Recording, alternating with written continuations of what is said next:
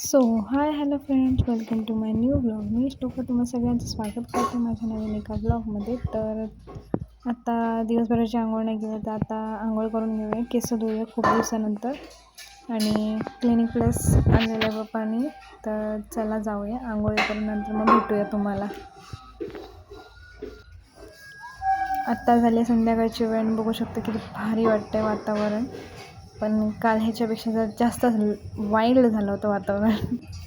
आणि तर त्या गोष्टी तिथं चालेल. मी आता आंघोळ करून येते आणि अशी काहीशी मी तयार झाले आंघोळी करून, कारण की आता मला जायचं आहे क्लासला. क्लासवरून मग मी थोडंसं गार्डनमध्ये जाणार आहोत.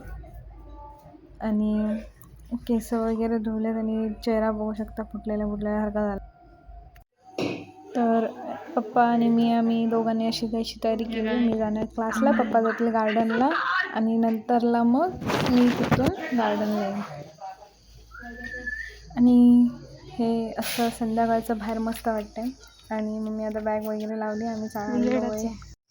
संध्याकाळचा फक्त व्ह्यू बघा काय वाटतोय, थंडी हलकी हलकी, आणि हे असं गावासारखं वाटतंय. वाटतच नाही आम्ही मुंबईला आलो आहे. आणि आता आम्ही इथून बाहेर निघालो आहे. आता हळूहळू वातावरण वगैरे बघा तुम्ही कसलं भारी वाटतं.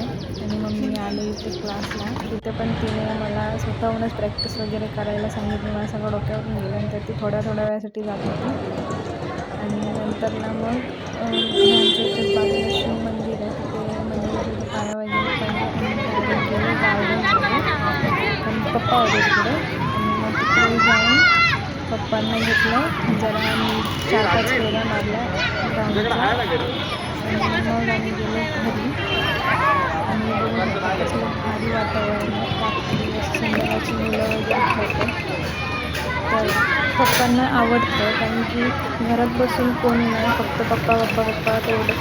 मग ते येतात बाहेर आणि असं फेरी वगैरे मारतात, मुलांना खेळताना वगैरे बघतात, त्यांना आवडतं ते. म्हणून ते गार्डनला न चुकता येतात. त्यांचं आवडतं गार्डन.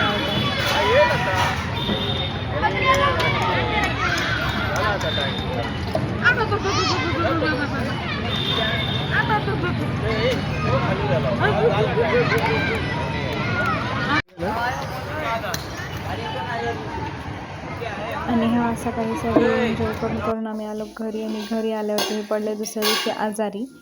तर हा ब्लॉगची एंडिंग अशीच. So bye bye.